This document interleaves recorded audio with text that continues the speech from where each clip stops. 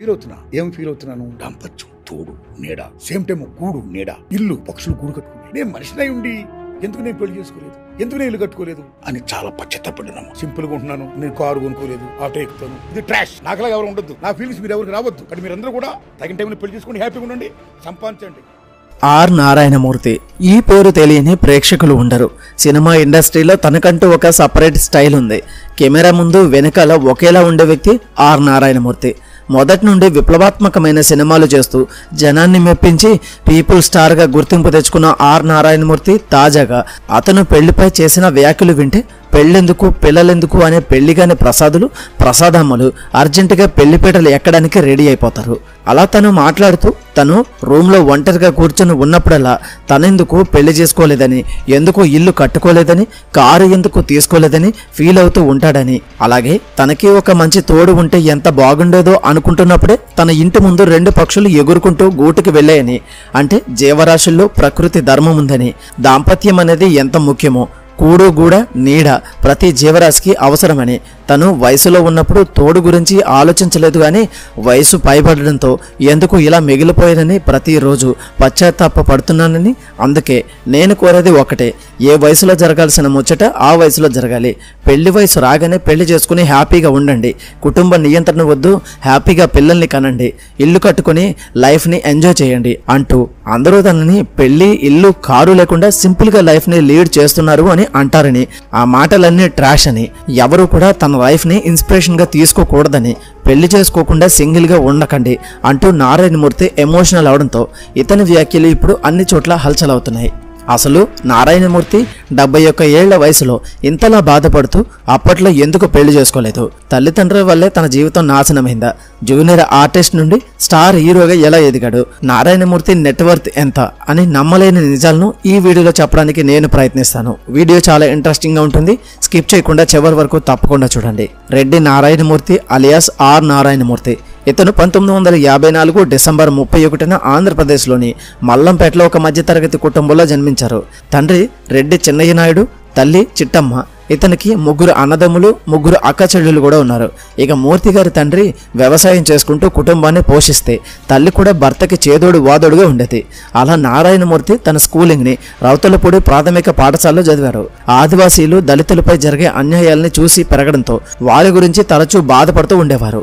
ఇక ఈ సమయంలోనే ఒక దళిత స్నేహితుడిని నారాయణమూర్తి హగ్ చేసుకోవడంతో క్యాస్ట్ పైన అమితమైన ప్రేమ ఉన్న నారాయణమూర్తి తండ్రి తన కొడుకు దళితుడిని కౌగిలించుకోవడం తట్టుకోలేక ఆ రోజు అతన్ని బాగా కొట్టి తిట్టి భోజనం పెట్టకుండా రూమ్లో బంధించడంతో అప్పటి నుండి నారాయణమూర్తి తన తండ్రి చెప్పినట్లు వినడం మొదలుపెట్టాడు. ఇక ఇదిలా ఉంటే నారాయణమూర్తి స్కూల్లో చదివేటప్పటి నుండి ఎన్టీఆర్ ఏఎన్ఆర్కే వీరాభిమాని అవడంతో వారి మూవీస్ని చూసి వచ్చినప్పుడు తన ఫ్రెండ్స్ ముందు వారిలాగే యాక్ట్ చేసి చూపించడంతో స్నేహితులందరూ నారాయణమూర్తితో నువ్వు సినిమాల్లోకి వెళితే పెద్ద స్టార్ అవుతావని ఎంకరేజ్ చేయగా అతను కూడా సినిమాలపై ఇంట్రెస్ట్ పెంచుకుంటూ వచ్చాడు. అలా ఇంటర్ సెకండ్ ఇయర్ ఎగ్జామ్స్ పూర్తి అవ్వగానే తన తల్లితో తన సినిమాల్లోకి వెళ్ళి పెద్ద హీరో అయ్యాకే మళ్ళీ ఊళ్ళోకి వస్తానని తల్లి దగ్గర 50 రూపాయలు తీసుకుని మద్రాస్కి వెళ్లే ట్రైన్ ఎక్కేశాడు.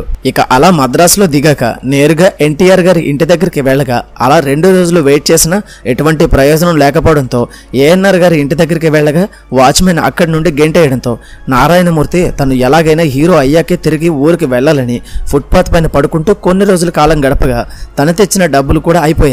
అలా తను పస్తులు ఉండే పరిస్థితి వచ్చింది. ఇక ఈ సమయంలోనే తాత మనవుడు అనే మూవీని దాసరి గారు డైరెక్ట్ చేస్తుండగా నేరుగా లొకేషన్కి వెళ్ళిన నారాయణమూర్తి దాసరి గారిని కలిసి ఏదైనా ఛాన్స్ ఉంటే ఇవ్వమని తనకి తెలిసిన ఎన్టీఆర్ ఏఎన్ఆర్ గారి యాక్టింగ్ని చేసి చూపించడంతో దాసరి గారు తనతో ఖచ్చితంగా ఛాన్స్ ఇస్తానని చెప్పి అక్కడి నుండి పంపించేశారు. కానీ అక్కడే ఉన్న ఒక మేకప్ మ్యాన్తో నారాయణమూర్తికి పెరిగిన పరిచయంతో తన పరిస్థితిని అర్థం చేసుకుని కృష్ణ గారు నటిస్తున్న నేరము శిక్ష అనే మూవీలో ఒక పాత్ర ఇప్పిస్తానని చెబుతూ రేపు స్టూడియో దగ్గరికి రమ్మని చెప్పగా నారాయణమూర్తి మరుసటి రోజు ఆ లొకేషన్కి వెళ్ళడం, అలా 170 మంది జూనియర్ ఆర్టిస్టుల్లో నారాయణమూర్తిని నిలబెట్టడంతో అందరూ తన హీరోగా అవ్వడానికి వచ్చి జూనియర్ ఆర్టిస్ట్ అయ్యానని బాధపడుతూ తనలో తానే కృంగిపోయాడు. ఇక అలా చెన్నైలో ఉండగా నీడలేక తినడానికి తిండి లేక ప్రాణాలు పోయే పరిస్థితి ఉందని భయపడిన నారాయణమూర్తి అప్పుడే ఇంటర్మీడియట్ రిజల్ట్స్ రావడంతో అందులో తను పాస్ అవ్వగా ఇండస్ట్రీకి గుడ్ బై చెప్పేసి తిరిగి ఊరికి వెళ్ళిపోయాడు. ఇక అలా పెద్దాపురం కాలేజీలో BA డిగ్రీలో జాయిన్ అవ్వగా అక్కడ అన్యాయం గురించి ధైర్యంగా ప్రశ్నించడంతో కాలేజ్ స్టూడెంట్స్ అందరూ కలిసి తన మాటలకి ఇంప్రెస్ అయ్యి స్టూడెంట్స్ యూనియన్కి నాయకుడిగా నారాయణమూర్తిని గెలిపించారు. అంతేకాకుండా ఒకవైపు హాస్టల్ యూనియన్ లీడర్గా ఉంటూనే మరొక వైపు రిక్షా సంఘానికి అధ్యక్షుడిగా ఉంటూ తన బాధ్యతల్ని నిర్వహించేవాడు. ఇక అలా తను డిగ్రీ సెకండ్ ఇయర్ చదివేటప్పుడు తన జూనియర్ ఆర్టిస్ట్గా నటించిన కృష్ణ గారి నేరమో శిక్ష అనే మూవీ రిలీజ్ అవ్వగా ఆ మూవీని నారాయణమూర్తి మరియు తన ఊళ్ళో కొంతమంది చూస్తూ ఉండడం, అలా ఒక షాట్లో నారాయణమూర్తి కనిపించడంతో ఆ న్యూస్ ఊరంతా స్ప్రెడ్ అయ్యి ఎడ్ల బండ్లు కట్టుకుని మరీ ఆ మూవీని చూస్తూ ఉండడంతో నారాయణమూర్తి ఆశ్చర్యానికి గురై ఒక చిన్న పాత్ర చేస్తేనే ఇంతలా గుర్తింపు వచ్చింది అంటే హీరోగా చేస్తే ఇంకెంత ఆరాధిస్తారో అని మళ్ళీ ఇండస్ట్రీకి వెళ్ళాలనుకుని డిగ్రీ పూర్తి చేశాక వెళ్ళాలని డిసైడ్ అయ్యాడు. ఇక ఈ క్రమంలోనే నారాయణమూర్తికి ఆ కాలేజీలోనే దళిత అమ్మాయితో మంచి పరిచయం పెరిగి ఆ పరిచయం కాస్త నిదానంగా సాన్నిహిత్యంగా మారి వీరిద్దరూ ప్రేమలో పడ్డారు. ఇక అలా డిగ్రీ పూర్తవగానే వీరిద్దరూ పెళ్లి చేసుకోవడానికి ఇరు కుటుంబాలని తమ ప్రేమ గురించి చెప్పగా అమ్మాయి ఇంట్లో ఎటువంటి అభ్యంతరం చెప్పలేదు. కానీ నారాయణమూర్తి తండ్రి మాత్రం ఆ అమ్మాయిని పెళ్లి చేసుకుంటే నేను ఈ లోకంలో లేకుండా పోతానని, ఆ తర్వాత నీకు నచ్చినట్లు పెళ్లి చేసుకో అని బెదిరించడంతో నారాయణమూర్తి ఏం చేయాలో తెలియని పరిస్థితిలో పడ్డాడు. దీంతో ప్రేమ కంటే తల్లిదండ్రులకి ఎక్కువ ఇంపార్టెన్స్ ఇచ్చిన నారాయణమూర్తి ఆ అమ్మాయితో బ్రేకప్ చేసుకుని తన మైండ్ని డైవర్ట్ చేసుకునేందుకు చెన్నైకి వెళ్ళి సినిమా ట్రయల్స్ని మొదలుపెట్టాడు. అలా మొదటిసారిగా దాసరి గారిని వెళ్ళి కలవగా అందుకు తను ఏదైనా ఉంటే చెప్తానని చెప్పి పంపించడం జరిగింది. దీంతో ఇలా ఉంటే అవ్వదని రూమ్ రెంట్ కట్టడానికి తినడానికి తిండికైనా సంపాదించుకోవాలని నారాయణమూర్తి జూనియర్ ఆర్టిస్ట్గా వెళ్ళడం మొదలుపెట్టాడు. అలా చిరంజీవి యాక్ట్ చేసిన ప్రాణం ఖరీదు మూవీతో జూనియర్ ఆర్టిస్ట్గా తన ఇన్నింగ్స్ని స్టార్ట్ చేసిన నారాయణమూర్తి 25 సినిమాల్లో జూనియర్ ఆర్టిస్ట్గా చేస్తూ మరొక వైపు ప్రతిరోజు దాసరి గారి ఆఫీస్కి వెళ్ళి అతన్ని కలుస్తూ ఉండేవాడు. దీంతో దాసరి గారికి వేరే దారి లేక కృష్ణ గారి పెద్ద అబ్బాయి అయిన రమేష్ బాబుని హీరోగా పెట్టుకుని నేడా అనే మూవీని ప్లాన్ చేయగా అందులో నారాయణమూర్తికి నక్సలైట్ పాత్రని ఇవ్వడంతో ఆ మూవీ రిలీజ్ అయి హిట్ అవడంతో పాటు నారాయణమూర్తి పాత్రకి మంచి గుర్తింపు వచ్చింది. దీంతో కోరికల గుర్రాలైతే సీతారాములు, అగ్నిపూలు అనే మూవీలో సపోర్టింగ్ ఆర్టిస్ట్గా చేసిన వాటి వల్ల తనకు ఎటువంటి ప్రయోజనం లేకపోవడంతో ఇకపై చేస్తే హీరోగానే చేయాలని డిసైడ్ అయ్యి ప్రతి ఒక్క డైరెక్టర్, ప్రొడ్యూసర్ దగ్గరికి వెళ్ళి ఛాన్సులు అడగగా తన లుక్స్ మరియు పర్సనాలిటీని చూసి నీకు హీరో అయ్యేంత సినిమా లేదని, కావాలంటే చిన్న పాత్ర ఇస్తామని చెప్పి అవమానించడంతో ఏం చేయాలో తెలియని పరిస్థితిలో పడ్డాడు. ఈ క్రమంలోనే సినిమాలో సపోర్టింగ్ ఆర్టిస్ట్గా యాక్ట్ చేసే ఒక ఫీమేల్ ఆర్టిస్ట్కి నారాయణమూర్తికి మంచి పరిచయం ఏర్పడి ఆ పరిచయం స్నేహంగా మారి ఆమె నారాయణమూర్తిని అన్ని విధాలుగా సపోర్ట్ చేయడంతో వీరిద్దరూ ప్రేమలో పడి పెళ్లి చేసుకోవాలి అనుకున్నారు. దీంతో ఒకరోజు ఆ అమ్మాయి నారాయణమూర్తిని తన ఇంటికి తీసుకువెళ్ళి తన తల్లిదండ్రులకు పరిచయం చేయాలని నారాయణమూర్తిని ఇన్వైట్ చేసింది. అలా ఇంటి గేట్ దగ్గరికి వెళ్ళగానే ఆ ఇల్లు మరియు అట్మాస్ఫియర్ని చూసి ఆ అమ్మాయి ఆర్థికంగా బలంగా ఉండే అమ్మాయి అని, తనలాంటి స్ట్రగులర్ ఒక పెద్ద ఇంటి అమ్మాయిని పెళ్లి చేసుకుంటే సుఖంగా చూసుకోలేనని నారాయణమూర్తి ఫీల్ అవ్వడం, అంతేకాకుండా తనకి ఎప్పుడు ఛాన్సులు వచ్చి ఎప్పుడు సెటిల్ అవుతానో తెలియని పరిస్థితుల్లో పెళ్లి అవసరం లేదని నారాయణమూర్తి ఇమీడియట్గా బయటికి వచ్చేసి ఆమెతో మరో వ్యక్తిని పెళ్లి చేసుకుని హ్యాపీగా ఉండమని, మన ఇద్దరికి సెట్ అవ్వదని, నీ స్థాయికి నేను తగినవాడిని కాదని ఎమోషనల్ అవుతూ ఆమెతో బ్రేకప్ చేసుకుని వచ్చేశాడు. ఇదిలా ఉంటే ఎలాగైనా సినిమాల్లో తను ఏంటో ప్రూవ్ చేసుకోవాలని, బాగా ఎదగాలని, ఎవరో ఛాన్స్ ఇచ్చేంత వరకు వెయిట్ చేయాల్సిన అవసరం లేదని, తనకి డైరెక్షన్పై అవగాహన లేకపోయినా తన్నే డైరెక్టర్గా, ప్రొడ్యూసర్గా, హీరోగా చేయాలని డిసైడ్ అయ్యాడు. కానీ తన దగ్గర మూవీ ప్రొడ్యూస్ చేసేంత డబ్బు లేకపోవడంతో తన కాలేజ్ మేట్స్ని, ఫ్రెండ్స్ని, స్నేహితులని 300 మందిని ఒకే చోట గ్యాదర్ చేసి వారితో తను ఒక మూవీని చేయాలనుకున్నట్లు చెబుతూ అందుకు వారి సహాయం కావాలని, మీకు తోచినంత డబ్బు ఇస్తే తను మూవీ చేసి రిలీజ్ అయ్యాక ఆ డబ్బుల్ని తిరిగి ఇస్తానని, ఒకవేళ ఆ మూవీ ఫ్లాప్ అయితే జీవితంలో సినిమా జోలికి వెళ్ళనని చెప్పడంతో అందరూ కలిసి ఫండ్ని కలెక్ట్ చేసి 16,50,000 రూపాయలని నారాయణమూర్తికి ఇవ్వడంతో ఆ డబ్బులతో నారాయణమూర్తి అర్ధరాత్రి స్వాతంత్రం అనే మూవీని స్నేహితుల ద్వారా డబ్బు కలెక్ట్ చేస్తూ ఆ మూవీ చేయడం వల్ల స్నేహ చిత్ర పిక్చర్స్ అనే బ్యానర్ని ఓపెన్ చేసి అందులో తనే హీరోగా, డైరెక్టర్గా, మ్యూజిక్ డైరెక్టర్గా చేయడం విశేషం.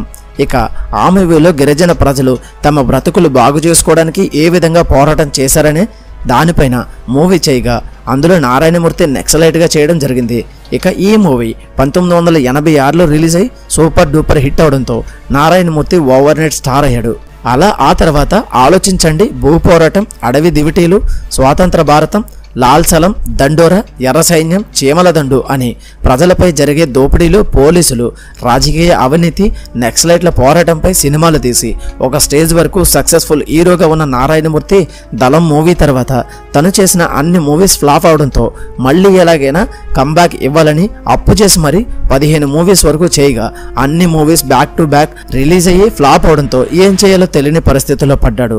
ఈ క్రమంలోనే తన పరిస్థితిని అర్థం చేసుకున్న దాసరి గారు ఒసేరావులమ్మ మూవీలో దాసరి గారు పోషించిన నక్సలైట్ పాత్రని నారాయణమూర్తికి సెలెక్ట్ చేయగా తను చేస్తే హీరోగానే చేస్తానని, క్యారెక్టర్ ఆర్టిస్ట్ గా చేయనని సున్నితంగానే ఆఫర్ ని రిజెక్ట్ చేశాడు. అలా ఆ తర్వాత చిరంజీవి, బాలకృష్ణ, నాగార్జున లాంటి హీరోలు కూడా తమ మూవీస్ లో సపోర్టింగ్ ఆర్టిస్ట్ గా చేయమని ఆఫర్ ఇచ్చినా వాటిలో తను చేయలేనని రిజెక్ట్ చేశాడు.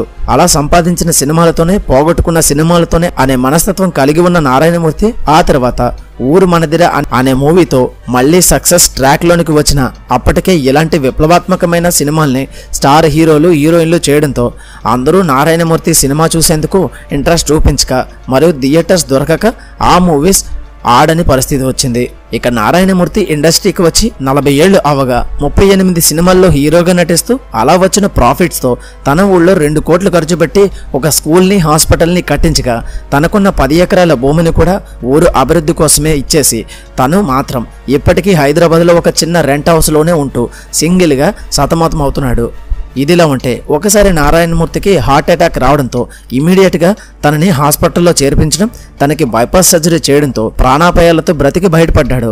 ఇక అప్పటి వరకు తనకి ఎవరూ అవసరం లేదు అనుకున్న నారాయణమూర్తి ఎప్పుడైతే తనకి హెల్త్ అప్సెట్ అయిందో ఆ సమయంలో తను అనుకునేవారు లేక తను అనుభవించిన యాతన రీసెంట్గా ఒక ఇంటర్వ్యూలో చెబుతూ నాలాగా సింగిల్గా ఉంటూ జీవితాన్ని నాశనం చేసుకోకండి అని, పెళ్లి చేసుకుని హ్యాపీగా ఉండండి అని 71 ఏళ్ల నారాయణమూర్తి చెప్పడంతో ఇప్పుడు అతని వ్యాఖ్యలు అన్ని చోట్ల హల్చలవుతున్నాయి. ఇక్కడ మనం తెలుసుకోవాల్సింది ఒకటే, అతిగా దానం చేస్తే అడుక్కు తినే పరిస్థితికి వచ్చేస్తాం.